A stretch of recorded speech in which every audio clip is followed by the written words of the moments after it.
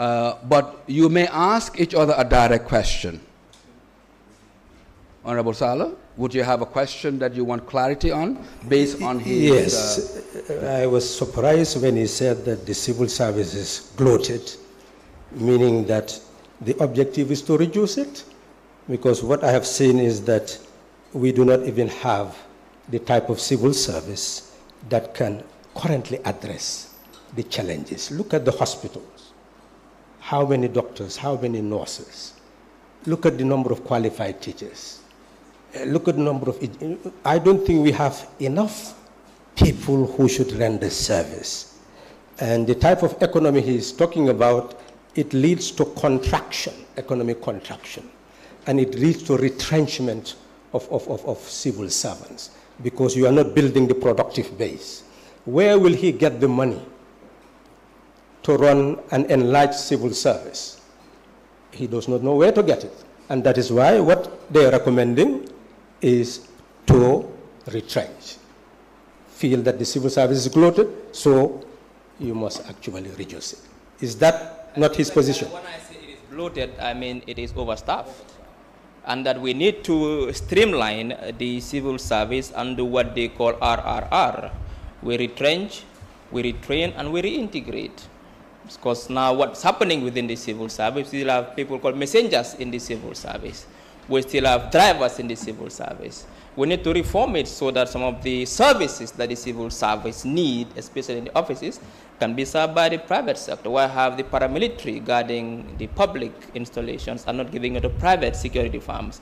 Why have the civil government employing people to clean offices and not outsourcing it to private cleaning firms? This creates jobs, and it also helps formalize the very large informal economy. So my argument is that the civil service is too big. It is not fit for purpose. We need to find a way to streamline it, to make it more effective by also bringing what they call a confluence of the civil service and technology to bring more efficiency. Does that answer the question, Honorable? Well, it doesn't. I'm in fact wondering. The issue he mentioned is that you will retrench, retrain, and then put them back there. So it means that... Reintegrate means that take them to other places where they can be more productive. So the problem is not because it's big, it's because they are not trained. You believe that you need further training. For clarity, are we talking about quantity or quality?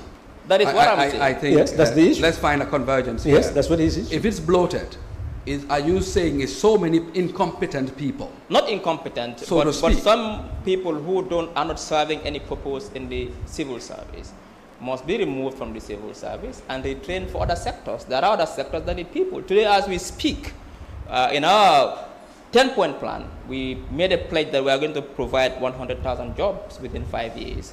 Now, the Gambia has the potential to tap the power of the services sector. If you look at the Gambia's position, it is strategically located, similar to Djibouti along the Red Sea.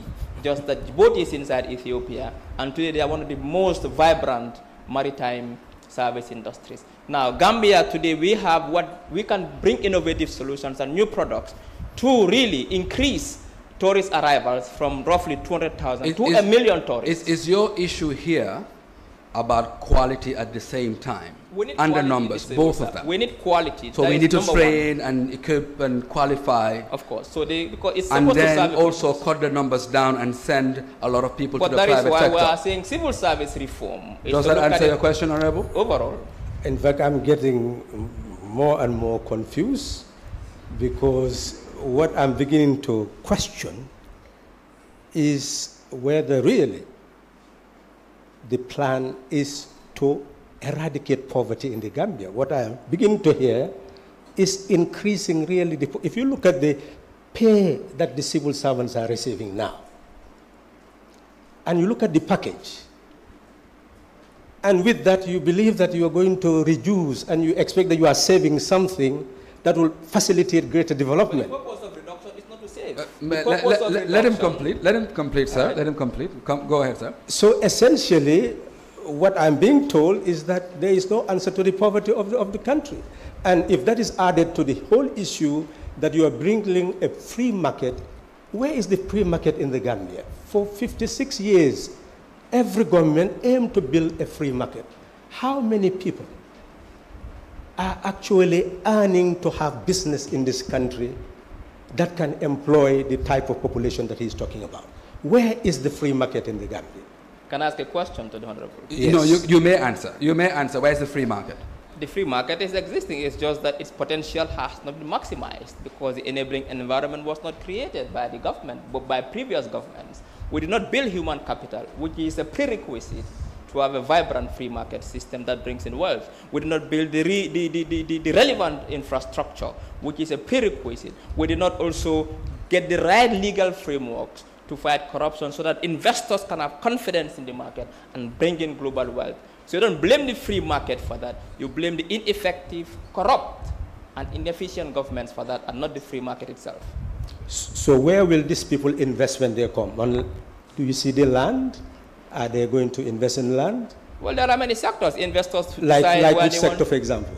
Services sector, in the agricultural sector. Service, you already have Afri-Shell, you have all these telecommunication systems. There is communication, there is tourism. Let's allow him to respond. Yeah. There is tourism, there is tech, there is banking, there is insurance. So the service sector is not all about telecommunications.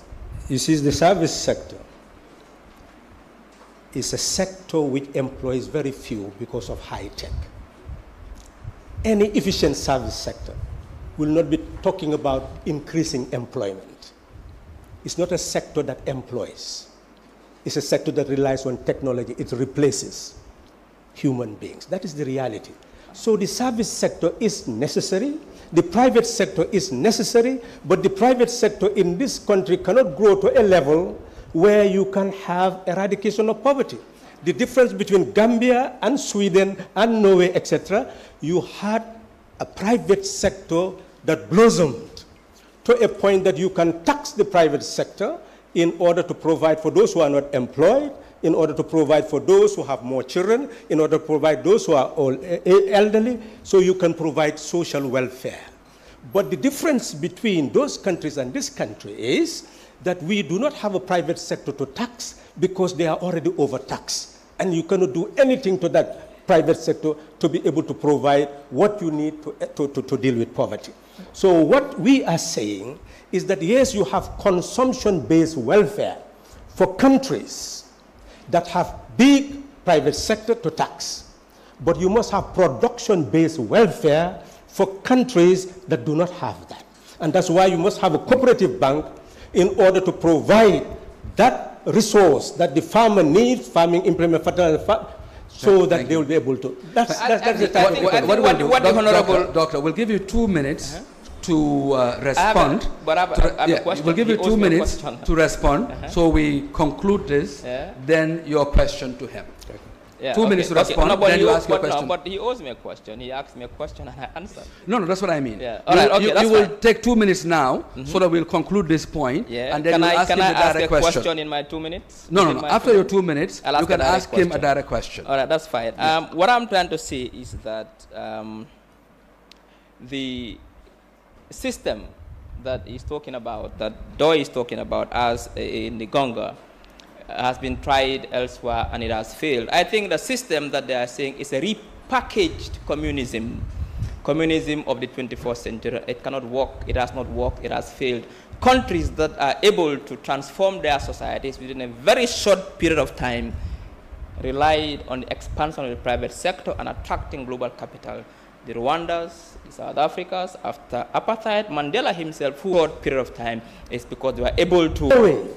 Is why poverty is eradicated in Norway, because that money is sovereign national wealth. That is what is meant by sovereign national wealth. The type of logic that you have is not based on fact.